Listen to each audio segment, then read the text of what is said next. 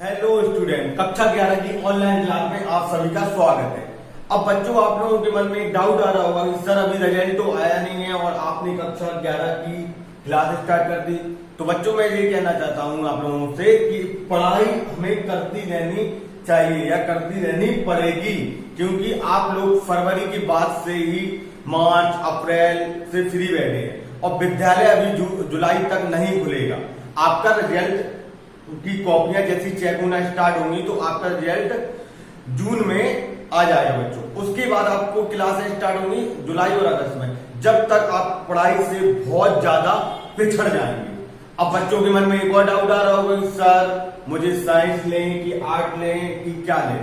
तो बच्चों, एक बात हम आपको बता दें, आगे अगर आपको आगे बढ़ना है लाइफ में या जीवन में, तो एक केवल सिंगल विषय साइंस आर्ट ही ऐसा सब्जेक्ट है जिसके माध्यम से आप हर फील्ड में जा सकते हो, चाहे आर्ट्स हो चाहे कॉमर्स हो। अगर आपने आर्ट साइड ले ली तो कॉमर्स में नहीं जा पाओगे, साइंस में नहीं जा पाओगे, लेकिन अगर साइंस साइड ले ली तो बच्चों आप सभी फील्ड में जा सकते हैं। अब बच्चों, कोई तो बच्चों के मन में डाउट आ गया, सर मेरी तो 60 ही बनेगी परसेंटेज, सर मेरी 70, मेरी 90। जी केवल और केवल ओनली और नंबर या परसेंटेज है। जी आपके टैलेंट को या जो आपकी प्रतिभाएं छुपी है उसको नहीं हटा सकती, ये तो केवल एक परसेंटेज है। अब आप कहेंगे बच्चों कि सर कि हम साइंस साइड ले, आप लोग साइंस साइड ही लीजिए, क्योंकि हमने आपको पहले भी बताया है कि साइंस साइड ही एक ऐसा सब्जेक्ट है जिसके माध्यम से आप हर विषय में जा सकते हो, चाहे आर्ट्स हो कॉमर्स हो, कोई भी एक्स वाई जेड। अब बच्चों, 10th के बाद एक पड़ाव आता है आपका लाइफ का, मतलब एक स्टेप आप चढ़ चुके हैं, मतलब 10th के आफ्टर 11th में। 11th में आपके बच्चों 6 विषय ना होके होते हैं 5 विषय, जिसमें हिंदी इंग्लिश तो कॉमन होता है, फिर आता है फिजिक्स केमिस्ट्री, ये भी कॉमन होता है। अब बायो मैथ्स में से चुनना पड़ता है। बायो वाले जिनको डॉक्टर या फार्मेसी, वो बायो चुनते हैं बच्चों।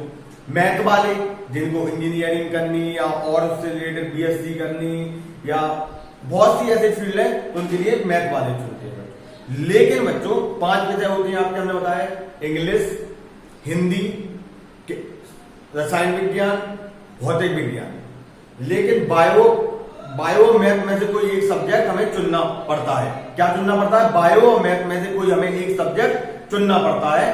तो आप कुछ भी हो, भौतिक विज्ञान, चाहे आप बायो लो चाहे आप मैथ लो, भौतिक विज्ञान आपके सिलेबस में या आपके सब्जेक्ट के रूप में आपके पास होता है।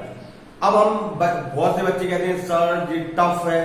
कोई चीज टफ नहीं होती बच्चों। अगर आप लोगों ने दृढ़ संकल्प बना लिया कि नहीं सर हम साइंस साइड ही लेंगे, सर नहीं हमारे 65% बने लेकिन सर हम साइंस साइड ही पढ़ेंगे, तो कोई नहीं रोक सकता। क्या बोलूंगा, आपकी 65 की जगह इस बार आप प्रोग्रेस करो।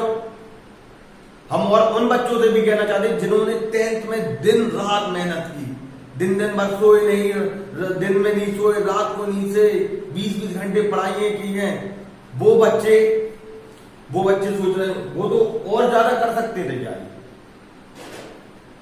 हम क्या कह रहे हैं बच्चों, जैसे कि आप लोग साइंस साइड आप कहे सर अब स्टार्ट कीजिए अभी से, और जो मेहनत आपने 10th क्लास में की वही मेहनत आप करो 11th क्लास में।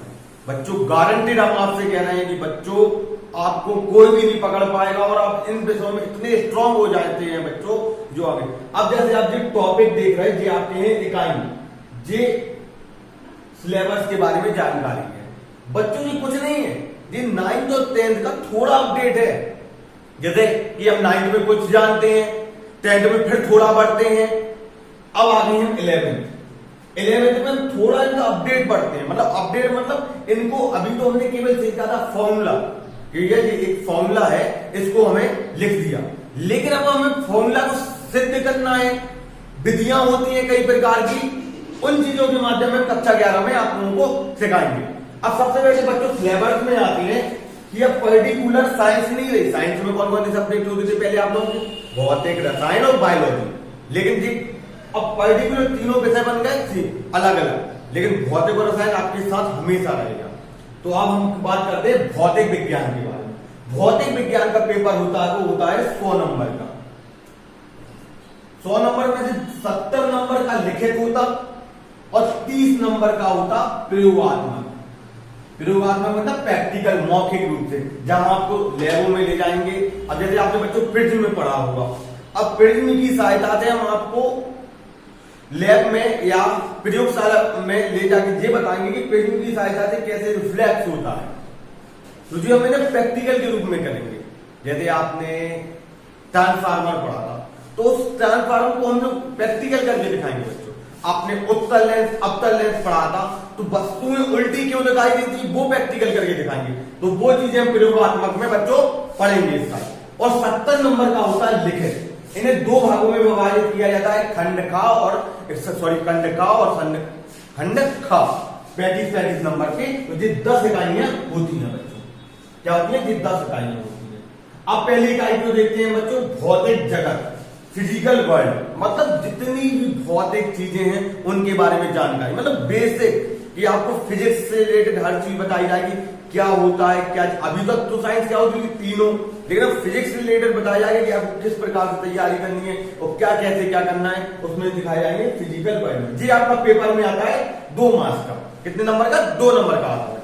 उसके बाद देखते हैं शुद्ध गतिकी, प्योर काइनेमेट्रिक्स, मतलब बिल्कुल प्योर गतिकी, मतलब शुद्ध रूप से प्राप्त करना, मतलब प्योर। तो वो आपका आता है बच्चों 6 नंबर का। ये क्या है? इकाई, इनके अंतर्गत कुछ पार्ट भी होंगे बच्चों। इसके बाद आता है बच्चों गति के नियम, लॉ ऑफ मोशन। आपने बच्चों पढ़ा होगा गति की परिभाषाएं, गति के नियम, गति के समीकरण। अब इनको हमें सिद्ध करके दिखाना है। क्या करके दिखाना है? सिद्ध करके दिखाना है। क्या करके दिखाना है? सिद्ध करके दिखाना है। ठीक है बच्चों। उसके बाद बच्चों आता है कार्य, ऊर्जा तथा शक्ति, वर्क, एनर्जी एंड पावर। आपने क्लास 9 में पढ़ा था बच्चों कि कार्य, वर्क, ऊर्जा, एनर्जी, शक्ति, पावर, इनके बारे में केवल परिभाषाएं पढ़ी थी। अब इनसे रिलेटेड सूत्र, उनसे सवाल बहुत विस्तार में आप लोग इसमें पढ़ेंगे। आपका पेपर में आता है 7 नंबर का। फिर दृढ़ पिंड की गतिकी, डायनामाइट ऑफ बॉडी, ये भी आपका आता है 7 नंबर। मतलब ठोसों के बारे में जानकारी, क्या के बारे में बच्चों? ठोसों के बारे में जानकारी दी। उसके बाद आता है ग्रेविटी, गुरुत्वाकर्षण। हम यहाँ पूरे वातावरण में कैपिटल जी का मान हम सीखेंगे। प्रयोगशाला में भी हम कैपिटल जी का मान सिखाया जाएगा आप लोग को कि 9.8 क्यों होता है कैपिटल जी का मान। जी प्रयोगशाला विधि में आप लोगों के लिए सिखाया जाएगा बच्चों, या लैब में आप लोग जाएंगे फिजिक्स लैब में, वहां सिखाया जाएगा। उसके बाद आता है स्थूल पदार्थों में गुण। यहाँ तो हो जाता है खंड खास्टा। तो ये होता है मैकेनिकल प्रॉपर्टी ऑफ सॉलिड, मतलब ठोस अवस्था के गुण विस्तार से। आपने 9th में एक चैप्टर पढ़ा होगा बच्चों, ठोस गैस द्रव अवस्था के गुण, मतलब इन तीनों के गुण। अब ये प्रॉपर एक चैप्टर बन के आया है आपको, मैकेनिकल प्रॉपर्टी ऑफ सॉलिड, ठोसों की अवस्थाओं के गुण। ये होता है आपका 10 नंबर का, बहुत इंपॉर्टेंट है बच्चों। फिर आता है ऊष्मा गति, थर्मोडायनामिक्स। ऊष्मा गति मतलब ऊष्मा के अंतर्गत हम कितने सूत्र बना सकते हैं, किस प्रकार तैयारियां करते हैं, ज्यादा ऊष्मा गति। फिर आपका आता है आदर्श गैस का व्यवहार तथा गैसों का अणुगति सिद्धांत, ideal gas off behaviour and kinetic theory of gases. मतलब इसमें गैस के बारे में पढ़ेंगे। पीवी बराबर आईडी, अपने आदर्श गैस का 9th में समीकरण पढ़े थे, इससे रिलेटेड बहुत से सवाल बनते हैं बच्चों और बहुत ज्यादा डीप में पूछा जाता है बच्चों। बहुत अच्छा चैप्टर है। ये दोनों चैप्टर केमिस्ट्री में भी होते हैं, इसमें थोड़ा अलग होता है, केमिस्ट्री में कोई चीजें अलग होती है। और आपका लास्ट चैप्टर आता है तरंग गति, वेव मोशन, 10 नंबर का। अब बच्चों इनमें आप देखेंगे कौन सी चैप्टर हमारे लिए इंपॉर्टेंट है। आप देख रहे होंगे ये का हिस्सा स्थूल पदार्थों की गुण, बहुत ही इंपॉर्टेंट है बच्चों पेपर के लिए। कार्य ऊर्जा वाला, इसमें कार्य ऊर्जा की एक पिरमें बनती है, बहुत इंपॉर्टेंट होती है पेपर के लिए बच्चों। ये होता है गति के नियम। तो जी कुछ चीजें ऐसी हैं जो बहुत ही इंपॉर्टेंट होती हैं बच्चों। ये हो गया आप सबका सिलेबस, जब इससे स्टार्ट करेंगे। अब हम आपको जो क्लास, अब आप पूछोगे बच्चों, सोच रहे होंगे सर पहला चैप्टर आप पहला चैप्टर हम भौतिक जगत ही स्टार्ट करेंगे, क्योंकि हमें पहले आपको बेस सिखाना है। कुछ चीजें ऐसी होंगी जो आपने 10th लेवल में नहीं सीख पाई होंगी है, और जो हमसे बच्चे पढ़े हैं तो उनने सीखी हो या नहीं सीख पाए हैं, कोई डाउट हो। अब कुछ बच्चों के मन में ये भी आ रहा होगा कि सर हमें तो उन सर के पास जाना है, उन सर के पास। ऐसी कोई जबरदस्ती नहीं है बच्चों। आप पढ़े पहले ऑनलाइन क्लास और समझे। मैं ये नहीं कहता कि मैं बेस्ट हूं, मैं अच्छा पढ़ाता हूं, मैं न्यू हूं इसलिए अच्छा पढ़ाता हूं।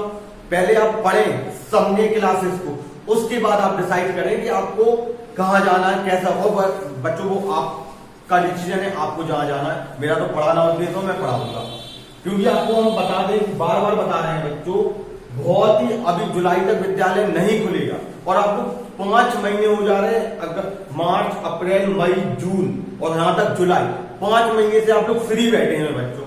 तो 5 महीने में क्यों ना हम 11वीं का कोर्स स्टार्ट कर दें ऑनलाइन। आप घर पे रहिए, हम घर पर रहेंगे, लेकिन हम आपको ऑनलाइन क्लासेस प्रोवाइड कराएंगे बच्चों, ऑनलाइन क्लासेस, जिससे आप अपनी पढ़ाई को आगे बढ़ा सके। और हम बेर बेर कह रहे हैं बच्चों, अगर आपने सोच लिया कि हमें साइंस आईडी लेनी है तो हम साइंस आईडी लेंगे। कोई वो नहीं हो कि सर फिजिक्स की इतनी मोटी वो कर, रहने दो, आपसे बढ़ के थोड़ी ना है। आपने 10th में कितनी मेहनत की, 11th का दुगना मेहनत किया आपने 10th में, दिन रात एक कर कीजिए अभी से हमारे साथ होकर। हम क्या कह रहे हैं, एक एक वीडियो, जो एक एक वीडियो आप लोगों के पास आएगी वो आपको नई ऊर्जा देगी बच्चों, ऐसी ऊर्जा आपके अंदर भरेगी कि आपको ऑनलाइन क्लास की आदत पड़ जाएगी। नहीं सर, आप हमें ऑनलाइन क्लास प्रोवाइड कराइए सर, हमें नहीं पढ़ना ऑफलाइन क्लास, सर हमें आपकी ऑनलाइन क्लास पढ़ना है। केवल बस आप लोगों को एक मन में बनाना है कि हमें ऑनलाइन सेटअप, क्योंकि अभी तक बच्चे कोई भी ऑनलाइन क्लास के लिए नहीं, लेकिन बच्चों स्थितियां ऐसी बन गई हैं इस समय भारत देश में कि हमें घर रहकर ही सोशल डिस्टेंस का पालन करना है, कोरोना वायरस से लड़ना है। कम से कम बच्चे 2 से 3 मंथ्स अभी तक ना विद्यालय खुलेंगे, ना कोई चीजें होंगी, ना आप लोग कहीं स्कूल जा पा रहे हैं, ना कहीं और जा पा रहे हैं बच्चों। तो इसलिए आपका बेस्ट मूवमेंट है बच्चों की, आप लोग ऑनलाइन क्लासेस पढ़िए बच्चों। ऑनलाइन क्लास में आपको इतना फायदा देंगे, इतना फायदा देंगे, आप हमारी पहली क्लास में ही समझ जाएंगे कि हाँ सर, आप कहेंगे कि आपने ये टॉपिक बहुत शानदार पढ़ा है। जैसे जो बच्चे हमने 10th में पढ़े हैं वो जानते होंगे सर किस प्रकार मेहनत कराते हैं, चाहे वो ऑफ हो चाहे ऑन हो, सर बहुत ज्यादा मेहनत कराते हैं। इसके लिए बस बच्चों आपको सपोर्ट करना होगा मेरा, और मैं रोजाना आपके लिए वीडियो प्रोवाइड कराऊंगा। उसकी वीडियो मैं प्रोवाइड कराऊंगा, कोई एक टाइम निश्चित करेंगे बच्चों, अभी तो मैंने वो टाइम सोचा नहीं है, तो उसके माध्यम से आपको हम वीडियो उसके सबसे पहले बच्चों आप एक काम करना, सबसे पहले बच्चों आप ये करेंगे कि मेरा आकाश सर करके यूट्यूब चैनल है, उसको जाइए सब्सक्राइब कीजिए, मैं लिंक प्रोवाइड करा दूंगा उसके डिस्क्रिप्शन में, तो आप उसको देख लेना और उस वीडियो को देखिए, समझिए। उसके बाद 1 या 2 दिन बच्चों, कितने 1 या 2 दिन में हम आपके लिए पहले चैप्टर का वीडियो लेकर आएंगे, स्टेप बाय स्टेप आगे बढ़ेंगे, हर चीजें एक टाइम फिक्स कराएंगे, बिल्कुल उसी टाइम पे आप पढ़िए। बहुत ज्यादा हम बच्चे बार बार कह रहे हैं, अगर आप बिल्कुल परेशान नहीं हो कि सर मेरे 90% आ रहे हैं, मुझे बाहर जाना, बेटा इस समय कहीं नहीं जाना आपको, इस साल आपको ललितपुर में ही पढ़ना है, क्योंकि आपको मालूम नहीं है माहौल बहुत चेंजेस है, कोरोना वायरस के चलते में कहीं जा नहीं सकते हैं, कहीं कोई कुछ नहीं कर सकते, इसलिए आपको 60 हो 80 हो 90 डजन मैटर,